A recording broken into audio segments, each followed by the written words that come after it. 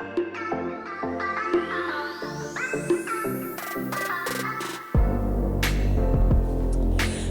morning, Stitch Roadies. Thank you for stopping by. If you are new to this channel is about life, books, and mostly cross stitch, but we sprinkle a lot in this channel. We are a family of stitch lovers here on Stitch Roadies, and all kinds of stitching. Today is voting day for the nation, and in Oregon, where I am located, we have mail-in ballots, so we mailed ours in a week ago. But for a lot of the nation, today is the polling days, so go out and vote. It is absolutely a stunning day. It was a break in our rainy weather, which as Oregonians we don't complain about. It has ended our fire season, which is awesome, and it was a fairly moderate fire season, so it wasn't as bad as in years past, but naturally for those that did lose homes, it was a disaster. So we are glad that the rain has come and ended that scenario. I have been very busy and very focused, so I have a lot to share with you. But the first thing I wanted to share with you is many of you have asked about this quilt back here that's folded, and it is an embroidered quilt. The panels all have to do with bees, and it's interesting to me because this was gifted to me. If you follow the floss tube, which you should, Stitching with the Sisterlies, it is two sisters, Cheryl and Colleen. Cheryl lives here in Oregon and Colleen lives in Washington, and they do it together. And they both have a passion about them that is just really engaging. Well, this quilt was gifted to me years ago, and I mean years ago. I don't know if there's a label. I don't see a label on it, but before I even knew them as friends, it kind of gives you that sense that the world really is smaller than we think. That butterfly effect, that what does happen in the next state, in the next country, does affect us. And in this wonderful way, Colleen made this quilt with Cheryl's help, and as I understand it, Cheryl really helped her in figuring out how to do the binding because it's all scalloped, scalloped edges. And here we are, now neighbors and in-person stitchy friends. It's a real, it's a gift to know that potentially people that you talk to through these forums, someday you meet or someday are your neighbor. It's awesome. It's awesome. And then naturally my little Enzo. Enzo was our last dog, and he was an extraordinary companion. He was just an extraordinary companion in so many ways. And he was a standard poodle, and we shaved him so he wasn't foo-foo because he was out in the woods a lot with G, and we lost him, a few years back, and it has left a hole in our hearts that we have not been able to fill with another dog companion. And I'm not sure that is in our future. It just depends on, you just never know. You never can say never. But I have a shelf in here that is dedicated to him. And he was so patient because he hung out in the beehive all the time because I kept snacks. I kept snacks up here, and he knew that. And he'd let me dress him up, and he just loved everybody. And so Jennifer knitted me this this wonderful little Enzo. And I know this is going to be a little bit on the chatty side, but he was named Enzo. His full name was Enzo Ferrari. He was an AKC. His parents were AKC, but we had him, you know, fixed, and he just was our family dog. But he had the name Enzo Ferrari because one of my favorite books a few years ago was Racing in the Rain, and I highly recommend that book because it is spoken to the heart through the thoughts of a dog. And I loved that book so much that I bought a copy for my bestie. I had checked out a copy from the library before I decided I needed to own a copy. And then I met the author and I made him sign our copies and the library copy. It was just an extraordinary story about an extraordinary dog. And I knew that the very next dog I got would be named Enzo. And then Enzo came into our life. And the reason Enzo came into our life is I have a lot of allergies, so I'm very limited to the breed of dog that I can have. And I was waiting for this breeder to have a litter of puppies because I went to the dog show with my bestie, and there was a woman there who was selling a specific kind of dog food, and her standard poodle was laying in her booth. I mean, absolutely well behaved. And I asked her just as a joke, "Do you ever breed your dog?" And she said, "Yeah, I do. So I gave her my name, and she contacted me the next time she had puppies. You know, I feel like I'm talking about my children or grandchildren when I talk about Enzo. It's like you're bragging on your dog, you know. And but I would go visit the puppies, the litter of puppies, and when I would drive away, he would be the one puppy that would run to the fence and watch me drive away. He chose me, and so we became a family, and he was just so awesome, so awesome. And he traveled all over.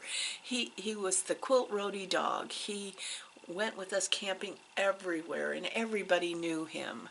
They recognized him before they would recognize us. Okay, I'm bragging on him. I'm bragging on him. So what about cross stitch, huh? Is that what you came here for? I'm excited because tomorrow I get a couple of Stitchy friends coming over. Cheryl, Stitching with the Sisterlies, and Audrey.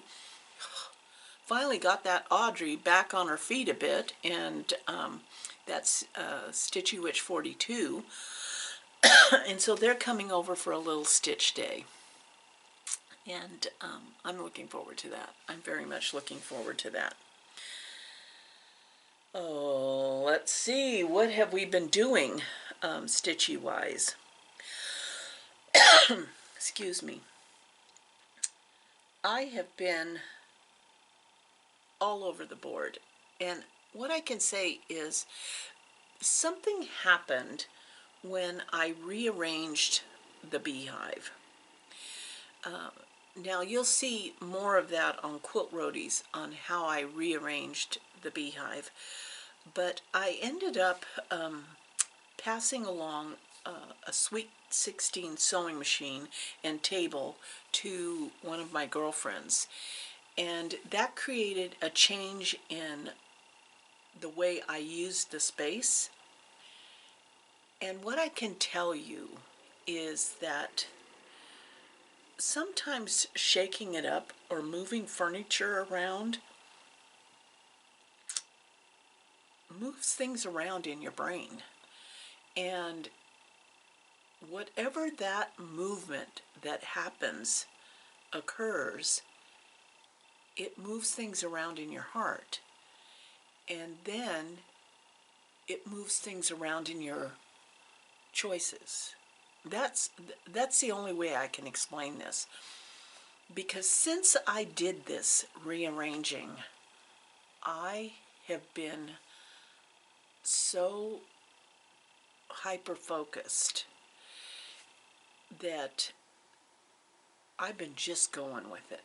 Of course, it made me change all of my priorities. Also, in what a few videos ago, when I was like shocked that October had happened, and that meant Christmas was right around the corner, and what I had to get done. I realized that that's all changed now again with this rearranging of whether it's the way you move through a space or I'm not even sure what causes that. But all I know is that I absolutely love it. And so I would recommend doing that no matter where you want to feel differently in your home. We have been changing the pattern of our living this last month as our children are changing the pattern of their living. And it has caused some real gifts. This last month we spent quite a bit of time rearranging, updating, figuring out G's music room. And because in this house, every house has that room. And in this house, that room is the music room. It is the room that the light hits the windows in the morning in an extraordinary way. Absolutely stunning. It's the most beautiful light room, and it's just a small, standard sized bedroom, but it has 2 windows, and the sun rises over on that corner of the house that room just, and for someone like G who has seasonal affect, that's like awesome. And to have his guitars out where he can see them and just pick them up and start playing, I am so happy for him. So we've been working on that this last month, just figuring out bookcases and light fixtures and window coverings. Really been a lot of fun. And subsequently, he's now playing more. What does that all have to do with this? I have a feeling like this might be a little bit longer video because I'm blabbering so much. It's what's occurred in here. By me rearranging, I am not only stitching more consciously, but I am also quilting more prolifically. So there you go. That's my spiel for today. So what has that all caused? Well, I took a real hard look at what I had decided I needed to get done by Christmas, and the Christmas stocking is off the charts, off the books for this year. That grandchild and that family is in transition, and so I don't feel compelled to get that done this year. But I did find, did I bring it over here? Let me see. Hold on a second, I'll be right back.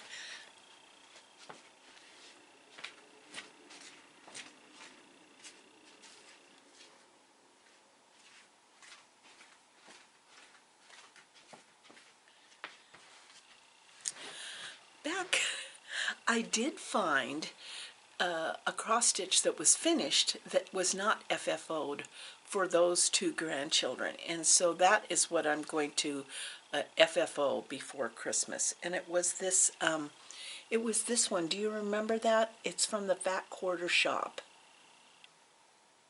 Absolutely adorable. And you see, I personalized it by putting their names on the mailer.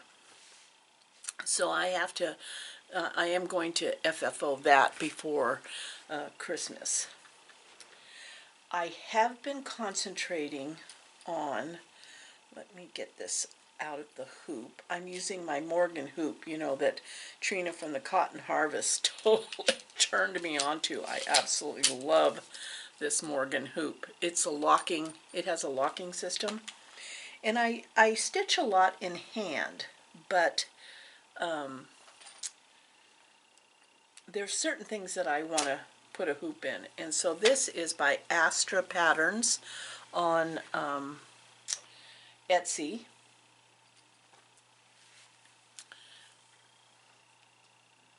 And you see I'm working around the bottom of the wreath now.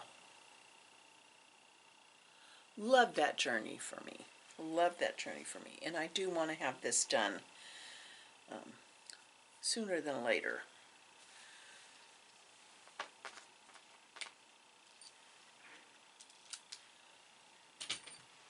Okay, I just don't want to lose the needles and stuff.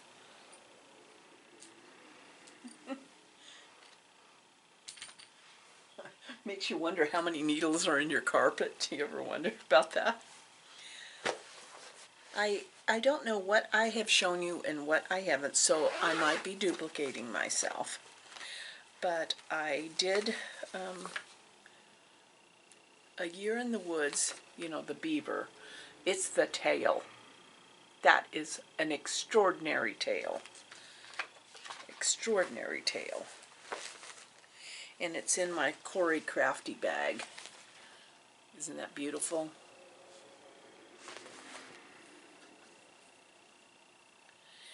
And I love those fall leaves. And I'm stitching this on Seraphim 32 count prairie grass. It's a really pretty color too. Really pretty color. A little bit darker than the color that what the pattern looks like.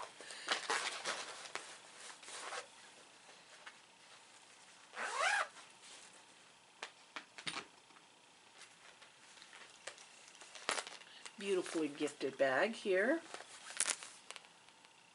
A pretty charm. This feels like a Corey bag, doesn't it? Oh, you can't feel it. This isn't a touch and feel, huh? What was really cool was at First Thursday, Lori and Kim traveled up from Central Oregon for Stitch Day, and this is that gorgeous pattern. And you can get this on her, which, you know, I'll put in the drop-down boxes, but you can get this on her Gumroad's site. So Lori and Kim are sisters, and Kim is the designer of these patterns. And they were actually on a quilt shop hop when they stopped for a Stitch Day. And so I've been working along the bottom. And I'm stitching this on Mystic Gray. And I got this piece at Stitchville, USA in Minnesota.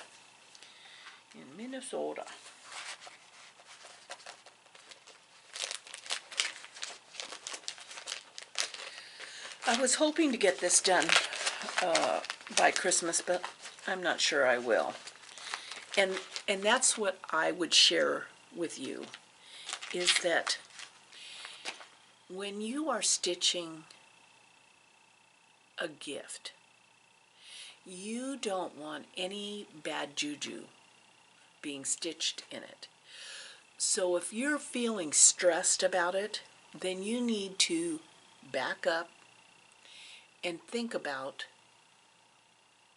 your schedule, what you can accomplish, forgive yourself for dreaming big, and move on. Because you don't want to be stitching any bad juju in there. So it's got to only be good juju. And that's why I thought with the Christmas stocking, I didn't want to be stitching it stressed out. I already showed you that. So on to the Fat Quarter Shop. I love this one. The Happy Halloween, you know, the calendar, Happy Halloween. And I do know that I bought the PDF, so I can't show it to you because of the pattern, unless there's a, nope. But Happy Halloween is a, I bought it as a PDF from Fat Quarter Shop, but I do know that Janine at Acorns and Threads has hard copies.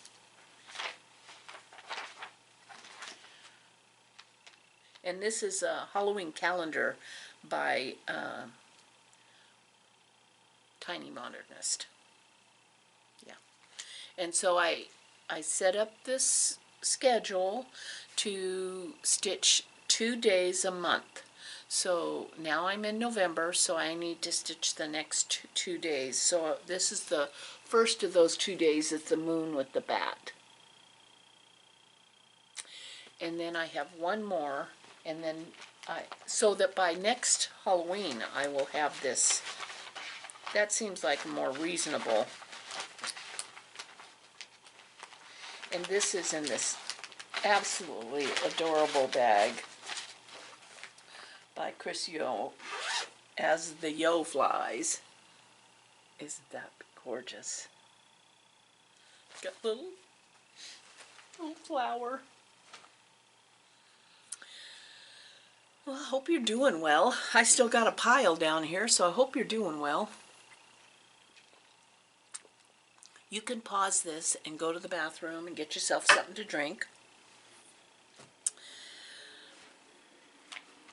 So when I was at First Thursday, a couple of things happened. Well, several things happened. One is that Kim, who is the Daisy Joe Designs that did the book cross stitch, she gifted me this chart that she designed as a pass it along. So eventually I will be, so this one she stitched for me. Isn't that sweet?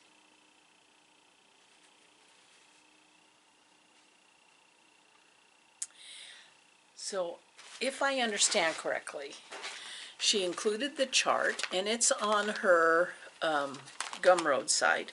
She included the chart, she included the floss and the fabric for me to stitch, I think as I understand this, for me to stitch for the next person. And then that person would keep what I finished, and then they would stitch one for someone else. I think that's how this game goes. So I'm going to be looking to do that in the new year. And we'll talk more about that.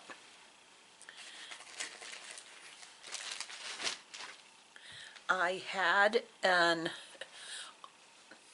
FFO, and I wanted to share it with you. This was a, I know this was a stitch along pre-pandemic. Isn't it funny? It's so funny how we judge our life now. You know, our parents must have judged their life pre-World War II or World War I or the Korean conflict or, you know, I mean, we do that also, that our memories are tagged to some global event. And, and so I know that this project was pre-pandemic because we were down at our place in Arizona and our little tiny home, and I bought the PDF and had to print it at the office where we were, and it was a waxing moon design. And it's the one, for those of you that have been around for a while, that the drunk Santa was on. So let me explain. I don't always calculate correctly on where to start, and so I stitched the Santa and realized that the project was not going to fit then. So I had to turn the fabric upside down and stitch all over again. And I kept the upside down Santa on there and just called him the drunk Santa for the whole time I was stitching. Well, the drunk Santa didn't get saved. I actually had to cut through him to make this project. So he didn't get to survive the FFOing. But I had not decided what I wanted to do with it. And when I went into my bag of finished things, I said, oh, I'm going to make a pillow out of him. And so this is the pillow. And see, I made piping for the edge out of the same fabric as the back, and I made an envelope.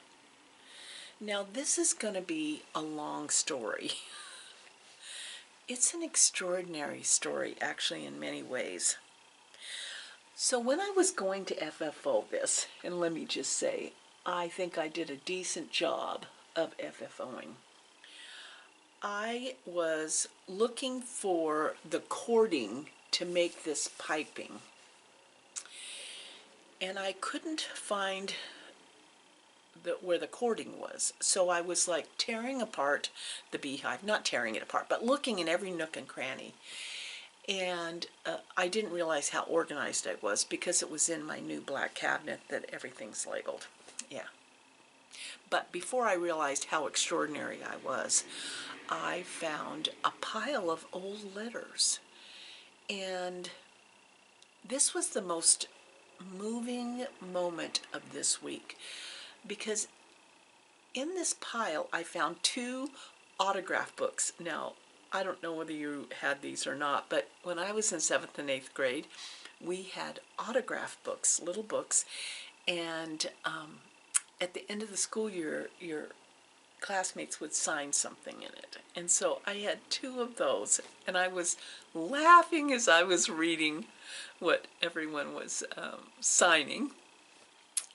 And then I found a stack of letters that were from what I would consider my very first boyfriend. And he came to our middle school halfway through the last year, and we became friends, and then we were friends at least through half of our freshman year in high school, but we went to 2 different high schools. And what's interesting is he went to the high school that G went to, although G didn't know him, but he was only there for half a year, and then he moved to 2 towns over. So he was about 45 minutes away, halfway through our freshman year in high school. And we were 14, so we couldn't drive, so we wrote letters. And I had saved all these letters from him, and he was quite a prolific writer. His letters were 3 and 4 pages long, and he was chatty. He was chatty. So it told about his life at the new high school, and he was thinking about running for, class president, and it was, and we remained friends for like 2 or 3 years these letters scanned, more than 1 year, and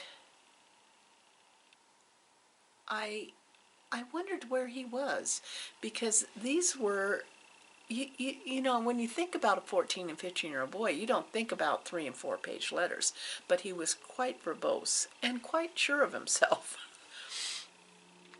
So I started doing a research, Google research, to find out what had happened to him. And it turned out he had passed away at 53 years of age. And when I think about that, when I think of all the living that she and I have done between 53 and our age now, I felt very sad. I felt very sad about it.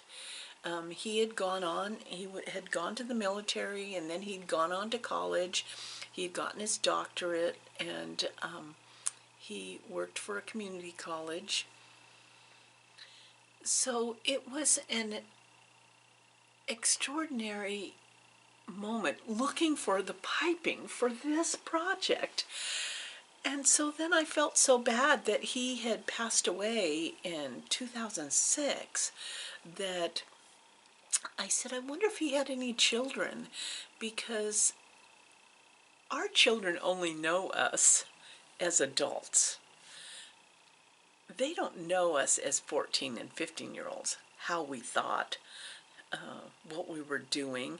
And these letters, because he was so verbose, I thought would be a real gift if he had children, to be connected to a father in a different way. And so I started looking for if he had children. And so in my research, I found out that he had one son. And I got real excited about that. And then it turned out his son passed away in 2013. And I was like, wow. He was an only child who had an only child. And now it was done. And so I have the stack of letters that I don't know. I don't know what I'll do with them, but right now they're still in the same spot I found them in, and I'm so happy at my disorganization, because in that way I found them looking for this piping. But isn't that the cutest pillow? Yeah.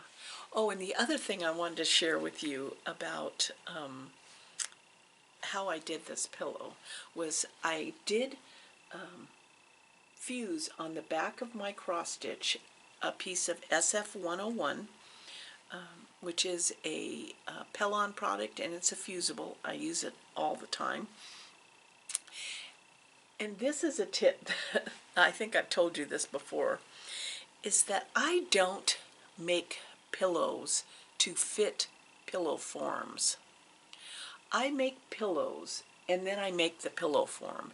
And the way I make the pillow form is I figure out the size pillow I've ended up with, and I cut out 2 pieces of batting, or you could cut out 2 pieces of cotton, and I stuff it with polyfill so that I have a pillow form that is perfect for whatever size pillow I make.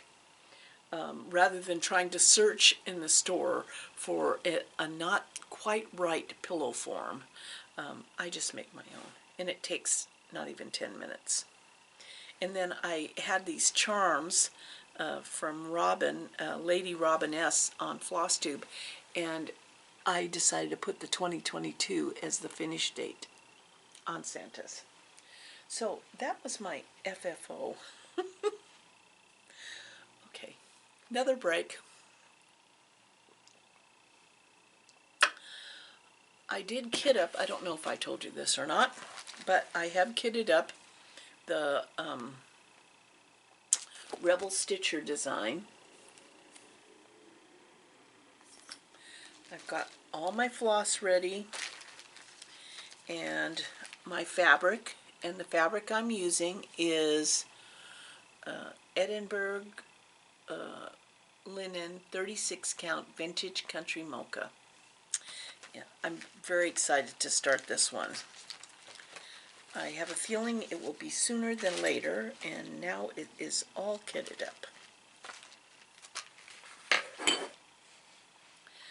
I did receive some happy mail from Sandy. There was, oh, it was a tin of mints, which I've already broken into. And I got next year's crow calendar. I love these crow calendars. They are a hoot.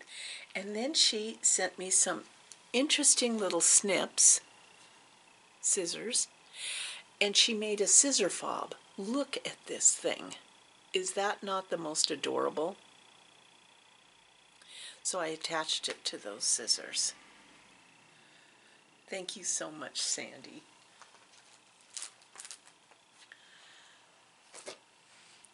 Well, I told you last time that when I went to Acorns and Threads, I was, I had gotten this particular pattern, and I bought the fabric, and it's pre-printed fabric.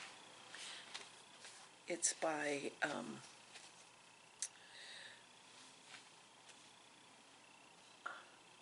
Fabric Flare. It's an even weave, and see, it's already pre-printed. I kitted it up. I've got the threads all ready, but I remember telling you last time that I was kind of confused about how to start it, because you want the turkeys to end up a certain spot, and so I remember telling you that I was taking this whole thing to Acorns and Threads because Janine is a cross-stitch savant, and she was going to have to help me figure out where to start.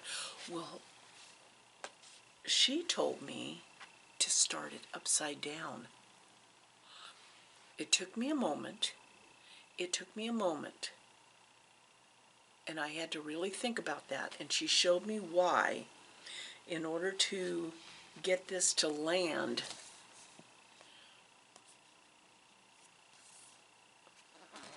when there's really no grid or anything, so to start stitching it like this. Now, after she explained it to me, it made total sense. And so that's what I'm going to do. So I will keep you posted on how that's going, because I'm going to be starting that. Lots of starts coming up. I have no illusions that this is going to be done this year.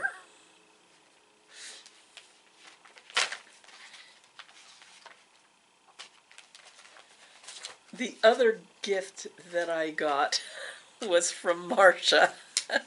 And Marcia was sitting next to me. Marcia, thank you so much. Marcia was sitting next to me at the Heart and Hand workshop, and she's full of tips, absolutely full of tips. And she had one of these tools which I had never even heard of, and it's called a snag nabbit. And it's this little, it looks like a needle, but the top of it looks like a screw. And what it does is when you poke it through your fabric, if there's like this thread hanging out in there, you can poke it through and it'll grab it and bring it to the back. So cute. It is so cute. And what a perfect tool. What a perfect tool. I received from Eleanor, thank you, Eleanor, Queen Bees. Look at that. But look at this notepad. I'm always, because I I want to be organized, and when I answer questions, I want to remember what the questions were and to answer them. And if I have a notepad, especially if it's a cute notepad next to me, I'm more likely to remember to answer your questions. But it also came with this little chubby fat magnet.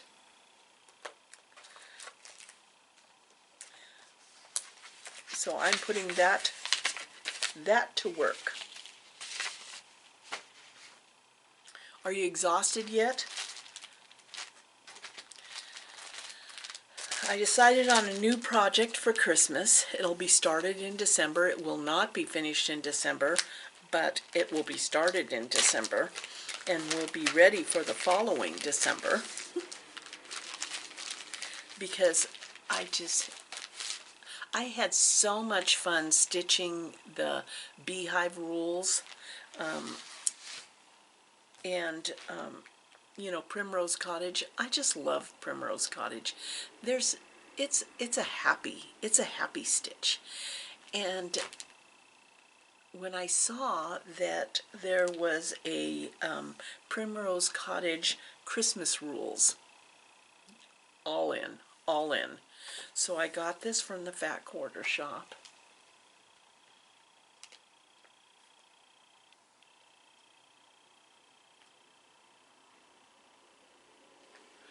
And I decided that I chose the fabric for it, and it's an even weave.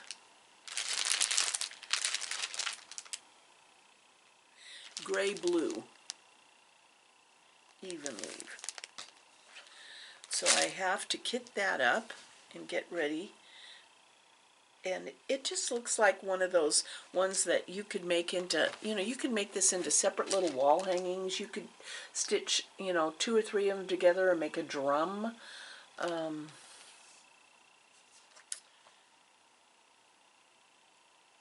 Yeah, this is exciting. So if any of you want to join me, I will be stitching that starting December. I still have to kit up the Korean tassels that I'm going to be starting on the 14th. So that's coming up. So that's what I got to do today.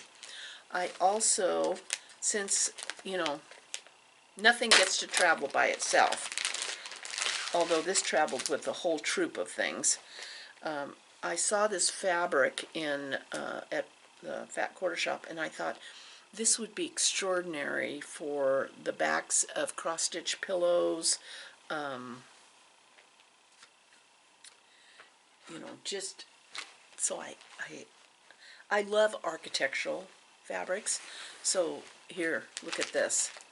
This is rulers. This is fabric, mind you. All at the Fat Quarter Shop. And this one is musical notes and eggs and flowers.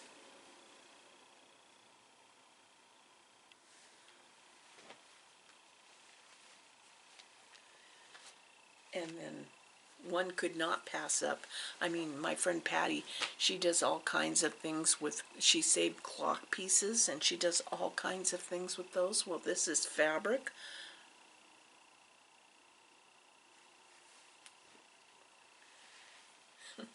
And this is receipts and shipments.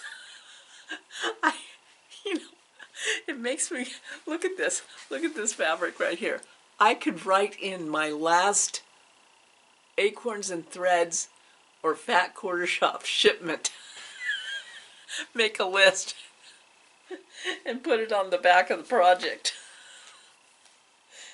So that, you know, that fabric is amazing. Now, I know this has gone a little bit longer than I usually do, but here's the last thing. So when I was at First Thursday, anybody can come to First Thursday. Anybody can come to any of those stitchy things at Acorns and Threads, unless it says private, which I don't think I've seen anything like that, but maybe there is. So,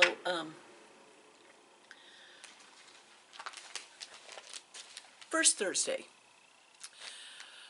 a lot of different people doing different styles of cross stitch.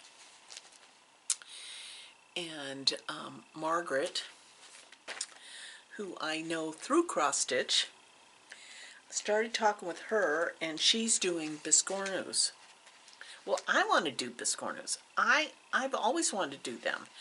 And there's no better way to do something than if you do it with someone who's already doing it. And so I said to Margaret, why don't we meet for a biscornu day? And so now that's on the calendar at Acorns and Threads. So you can look, it's on a Wednesday, it's starting in January. We're giving ourselves a little break until then.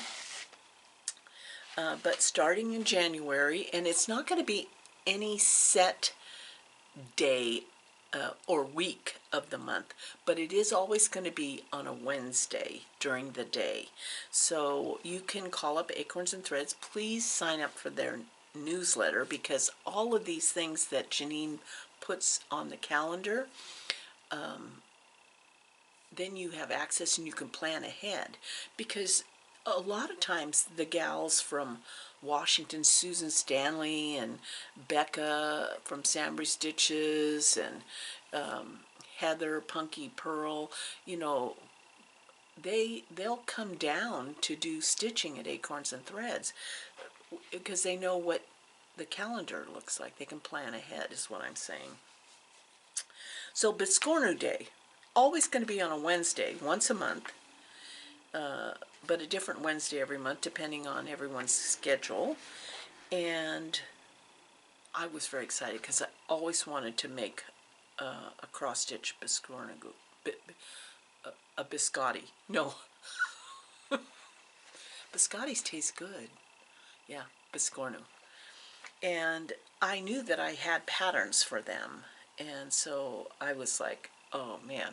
And you always want to do, if you go to Acorns and Threads, Margaret does a lot of the samples in the shop, and like all those cute little things in the glass cabinets. So you always want to do what Margaret's doing. And I knew that I had some, and so I went home and started to kit up my first biscornu. Biscornu. Say that 5 times fast. Yeah. And there it is. This is the one I'm going to start working on. Isn't that adorable? My heart lives in Arizona. So, and I just love those swirl cactuses. So this is going to be my first one by Tiny Modernist, Western biscornu cross stitch pattern, and I've picked out this Celadon Ada 18 count. It might be a pretty small biscornu. I like saying that. Yeah. So, yeah. We'll have to see if we can. Hey, maybe depending on the Wi-Fi situation, maybe we can Zoom the gathering or something. I don't know. Maybe Margaret doesn't want to do that, but that's the first one that I'm going to do. So I just have to kit it up, and no pressure because this isn't until January, but I want to let you have a heads up because I'm sure that even if you can't come, you're going to want to stitch one, you know. Yeah. So what have I been reading? Okay. I just finished Dreamtown, a David Baldacci book, and I was doing the audio on that. And I kept envisioning, because it's a period detective story, and I kept picturing Humphrey Bogart. and Audrey Hepburn. I just kept picturing them. It wasn't a fast read. I enjoyed it, but it wasn't one that like I gotta this. I can't wait to see what happens next. I didn't feel that way, and I was suggested by one of you to do The Music Shop, which is by Rachel Joyce. Now that one's a challenge for me. And this is because this is the way I read. If I'm reading something and they say something in there that I wonder, is that true? Then I have to stop and Google it, because I want to know if that's true. And with all the disinformation out there, so that's the type of reader I am. So The Music Shop is about a guy who owns an LP music shop. He won't sell CDs or anything else, LPs. And so right away, I was stopped because the music he was suggesting to a certain individual in the book to help them, I said, is that really a song? So is that an Aretha Franklin? Is that a real song? And so I had to go to YouTube and listen to the song. So this is probably going to take me a while to finish, because every time he talks about a song, I'm going to have to go listen to the song. That is how it goes for me. It's a good thing that I'm quick when it comes to reading, because if I'm reading a hard copy, thank you for those of you who mentioned that that's the word I was looking for. Excuse me.